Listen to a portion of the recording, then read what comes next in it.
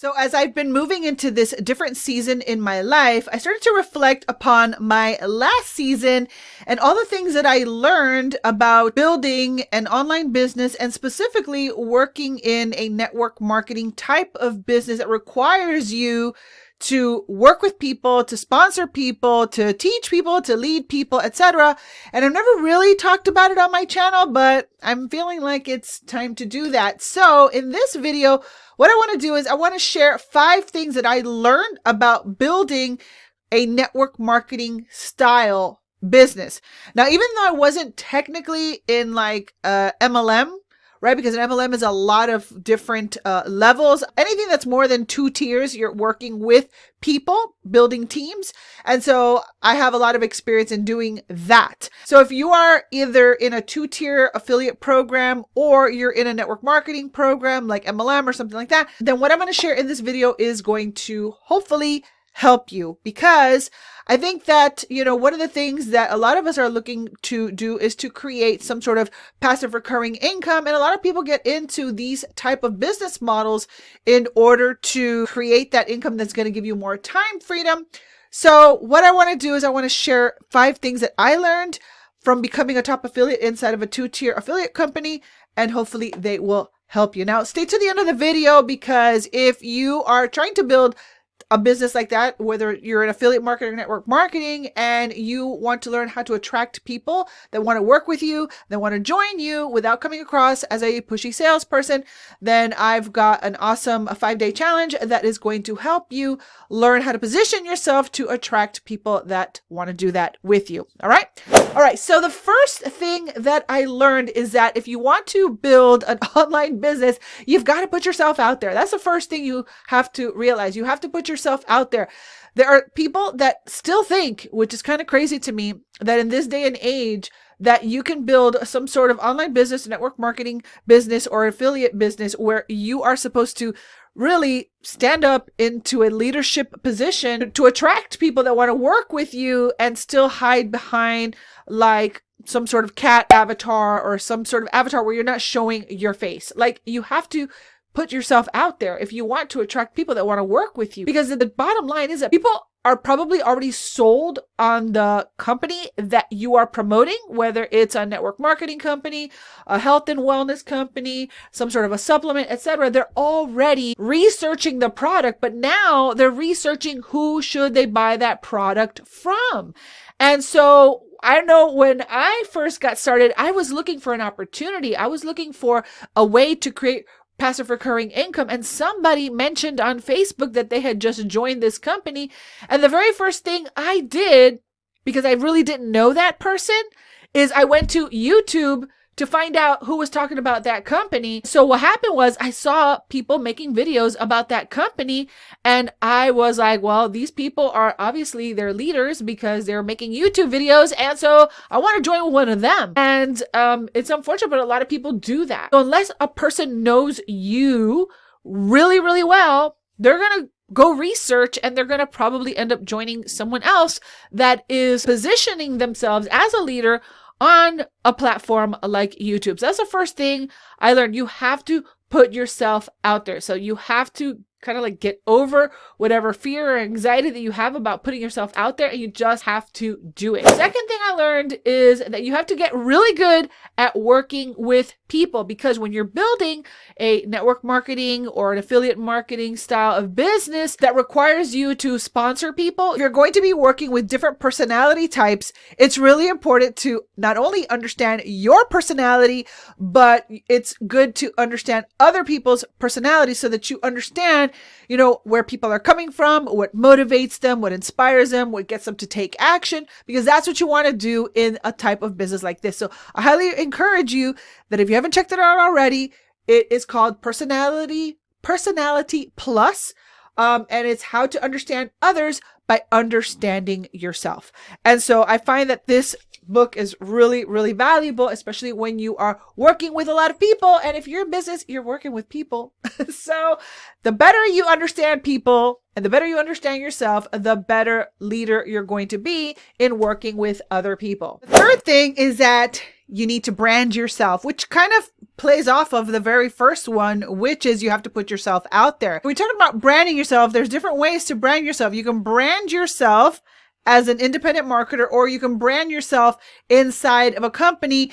And when you brand yourself inside of a company, there's a really great advantage to doing that. And there are ways to do it that you can attract the people who are actively looking to join that specific company. But you also have to keep in mind that you have to balance that out with branding yourself and kind of like distancing yourself enough from a company so that if God forbid anything happens to that company, and it has happened and it will happen again in the future because it's been happening forever, right? That if you align yourself too closely with a company, just like an actor who gets typecast into a type of movie and they never are able to work again, sometimes you can get typecast into a specific company and it's harder to move on because you didn't brand yourself outside of the company. And what I mean by branding yourself outside of the company, it means having your own websites, having your own funnels, building your own email list. That way you have more control over the marketing and the message, and most importantly, your own leads. It's very, very important. A lot of people make this mistake when they first get started, then become the poster boy or the poster girl for a specific company, and you're out there posting the products, the pictures, all that stuff on social media. It's funny because sometimes, Facebook never lets you forget. Facebook never lets you forget. And there was a time when I was in a health and fitness company, and I will get those memories that show how I was posting the product images and the shakes and the supplements and all these things, and nobody cares. And I was branding the company instead of really branding myself. And so it's very important that you know how to distinguish the two. There's a time and a place to talk about the company, especially on YouTube, because it is keyword driven, but it's something that I would not do on social media because, as I said in the first example, somebody mentioned the company on social media, and someone like me who's a researcher and kind of like introverted and likes to do my research first before I join anything, I went straight to YouTube and I signed up with someone else because I didn't know who that person was who was posting on social media. So you have to be very careful on how you do that. So one of the ways you're going to do that is by branding yourself, being the person that intercepts the search of the person who is actively looking to buy your product or join your program. I talk about these things more inside of my Rise Branding Academy, which is my 5-day How to Sell Without Selling challenge. So I'm going to go ahead and drop a link for you in the description box and in the pinned comment if you want to go through that 5-day challenge yourself. All you have to do is go to www.risebrandingacademy.com or click the link inside of the pinned comment. The fourth thing I had to learn, which is super duper important, was boundaries. Boundaries. If you are a person who is a people pleaser and trying to be in a people business, oh my gosh, you can burn out so quickly trying to please everyone, trying to make sure everyone's taken care of, and then you're the one that ends up being burned out because you didn't set boundaries to begin with. Now, I am a person that I had to learn this the hard way because I love people. I want to help people. But at the same token, one of the reasons that I'm doing this type of business online is so that I can be there for my family. So I had to establish clear boundaries in between what are my office hours, when am I online and able to work with people, and when I'm offline so that I can give my 100% full attention to my family.